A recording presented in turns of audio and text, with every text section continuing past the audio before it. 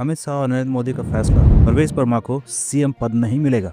आम आदमी पार्टी की हार, बीजेपी की जीत धुआंधार। 3 चेहरों पे चल रहा है अभी भी सोच विचार। 2025 नहीं 2015 से निकलेगा नाम। कौन है वो चेहरा जिसे मिलेगी दिल्ली की कमान? दिल्ली विधानसभा चुनाव में बीजेपी ने अजूबा कर दिया, सियासत में वो करिश्मा कर दिया जिसकी उम्मीद पूरे देश में किसी को नहीं थी। आम आदमी पार्टी ने जैसी बरगद जैसी विशाल राजनीति दिल्ली में की थी, उसकी ऐसी जड़ें बीजेपी ने काटी कि ना तो अरविंद केजरीवाल जीत पाए और ना ही मनीष सिसोदिया। सौरभ भारद्वाज तो हारे ही, सोमनाथ भारती, सत्येंद्र जैन जैसे हैवीवेट सितारे भी हार गए। अब सवाल यह है कि दिल्ली का मुख्यमंत्री कौन बनेगा? हर कोई परवेज वर्मा पे दाव लगा रहा है, जबकि जान जाइए कि बीजेपी के दिमाग में परवेज वर्मा नहीं कोई और 3 नाम चल रहे हैं।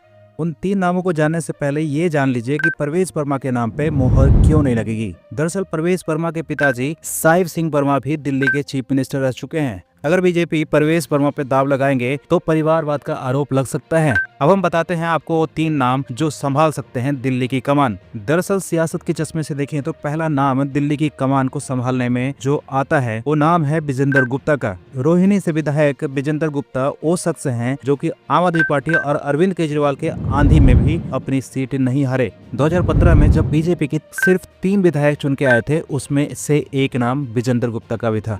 2020 के विधानसभा चुनाव में भी विजेंद्र गुप्ता अपना सीट बचाने में कामयाब रहे थे। भले सदन में संख्या बल कम हो, लेकिन विजेंद्र गुप्ता आम आदमी पार्टी के खिलाफ आवाज बुलंद करने में सबसे आगे थे। दिल्ली विधानसभा में नेता प्रतिपक्ष की भूमिका निभाते हुए दिल्ली के बारे में जितना ज्ञान विजेंद्र गुप्ता को है, उतना ज्ञान शायद ही किसी और नेता को हो। विजेंद्र गुप्ता बनिया समुदाय से आते हैं, वही समुदाय जिससे केजरीवाल भी जुड़े हैं। बीजेपी अगर विजेंद्र गुप्ता को मुख्यमंत्री बनाती है तो किसी समुदाय को प्रॉब्लम नहीं आएगी। उसके बाद जो नाम आता है वो है दुष्यंत गौतम का। दुष्यंत गौतम भले ही करोल बाग से चुनाव हार गए, लेकिन बीजेपी उनको मुख्यमंत्री बना के खेला कर सकती है। इसकी सबसे बड़ी वजह यह है कि दुष्यंत गौतम दलित समाज से आते हैं, पार्टी के पुराने कार्यकर्ता हैं, और इस वक्त जब देश में संविधान और दलित विरोधी बताकर बीजेपी के खिलाफ पूरा विपक्ष कैंपेन चला रहा है, तो उसके कार्ड के रूप में दुष्यंत गौतम एक बड़ा हथियार साबित हो सकते हैं, क्योंकि दुष्यंत गौतम भी दलित जाति के हैं और बीजेपी आला कमान दुष्यंत गौतम पे अटूट भरोसा करती है और इसीलिए उनको बीजेपी का नेशनल जनरल सेक्रेटरी जैसा भारी भरकम पद भी दिया गया है।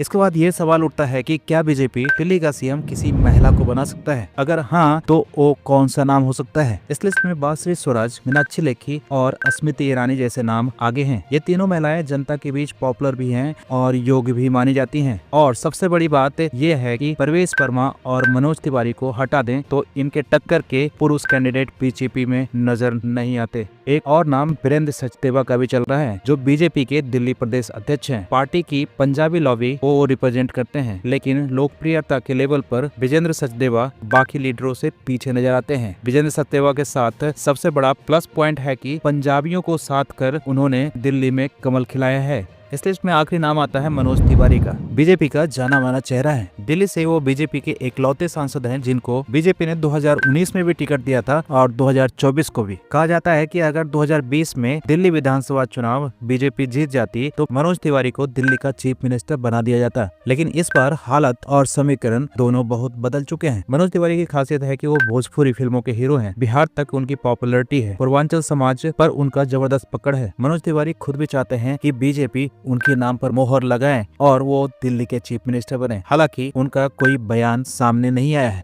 लेकिन अमित शाह और मोदी के मन में एक नाम ये भी होगा। कुछ घंटों में साफ हो जाएगा कि दिल्ली की कमान किसे मिलती है। आप कमेंट करके बताइए कि आपको क्या लगता है दिल्ली का अगला मुख्यमंत्री कौन होगा।